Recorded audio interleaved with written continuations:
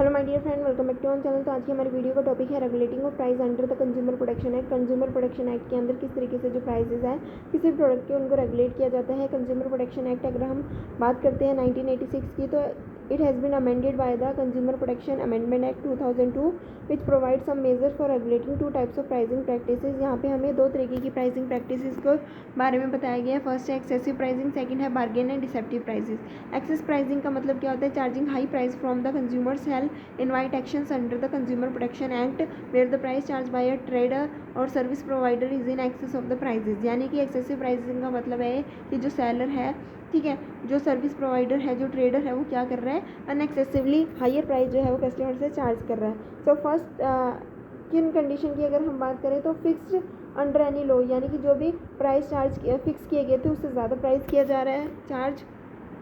किसी लॉ के अंदर प्राइस को फिक्स किया गया था कि इतने प्राइस जो है इस चीज़ के चार्ज किए जाएंगे, लेकिन उसके ज़्यादा चार्ज किए जा रहे हैं, ठीक है। तो जो कंज्यूमर प्रोटेक्शन एक्ट है वो क्या करेगा? इसके अगेंस्ट एक्शन लेगा।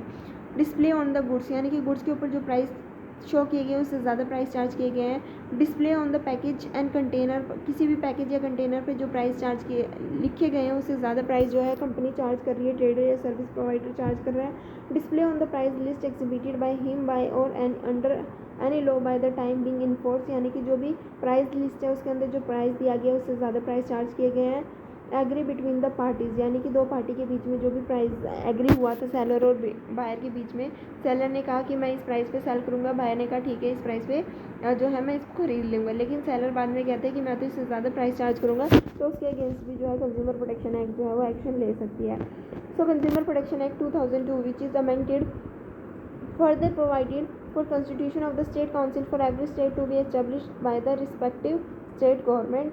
Action is invited on the complaint received from any consumers, any organized recognized or registered consumer association, central government और स्टेट गवर्नमेंट। यहाँ भी ये पॉइंट कहते हैं कि कंप्लेंट को कौन जो है वो रजिस्टर करवा सकते हैं? कोई भी कंज्यूमर करा सकते हैं, कोई भी रिकॉग्नाइज्ड या रजिस्टर्ड कंज्यूमर एसोसिएशन करा सकती है। सेंट्रल गवर्नमेंट या स्टेट गवर्नमेंट जो है कंप्लेंट इस चीज़ के रिगार्डिंग करा सकता है कि जब अनरीजनेबली हायर प्राइस जो है कस्टमर से चार्ज किए जा रहे हैं, जितने मेंशन किए गए हैं, जितने भी शो किए गए उससे ज़्यादा।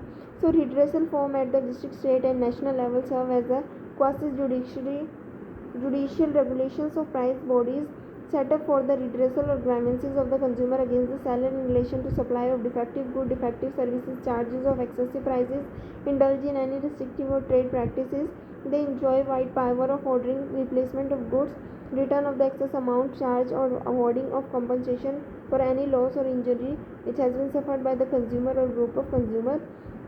अब क्या आ गया? एक रिड्रेसल फोरम बनाया गया डिस्ट्रिक्ट, स्टेट और नेशनल लेवल पे, ठीक है। इस फोरम का क्या मेन जो है काम है कि अगर कंज्यूमर को किसी भी चीज़ के अगेंस्ट जो है डिफेक्टिव गुड्स प्रोवाइड किए गए हैं या फिर अच्छी सर्विसेज प्रोवाइड नहीं किए हैं, ज़्यादा से ज़्यादा प्राइस चार्ज किए गए हैं, तो ये फोरम क्या कर सकती है? उस सेलर के अगेंस्ट, उस सप्लायर के अगेंस्ट एक्शन ले सकती है, और अगर गुड्स में डिफेक्ट है तो उसको रिप्लेस करके दिया जाएगा। अगर एक्सेसिव अमाउंट चार्ज किया गया तो जो एक्सेसिव अमाउंट है उसको क्या किया जाएगा? रिटर्न किया जाएगा।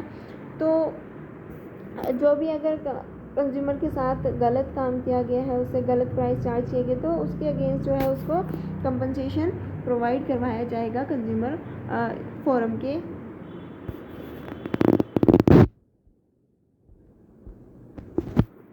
अब आता है bargaining and deceptive pricing. Bargaining और डिसेप्टिव प्राइसिंग क्या होता है? The meaning attached to bargain and deceptive pricing under the consumer protection Act is the same as under the MRTP Act. If the suggested or indication of the price of a product or the charges for any services material mislead the public, it will attract punishment action under the consumer protection Act. यानी कि जैसे कि MRTP act के अंदर हमने bargain और deceptive pricing के बारे में पढ़ा था कि अगर कोई भी किसी भी तरीके का कंज्यूमर को मिसलीड किया जा रहा है, ठीक है, उसके अगेंस्ट जो है वो कंज्यूमर प्रोटेक्शन एक्ट जो है वो एक्शन ले सकता है, उसको पनिश कर सकता है, ठीक है। तो ये था आज का हमारा टॉपिक। आई होप सबको समझ आ गया होगा किस तरीके से जो है कंज्यूमर प्रोटेक्शन एक्ट जो है प्राइस को रेगुलेट करता है। तो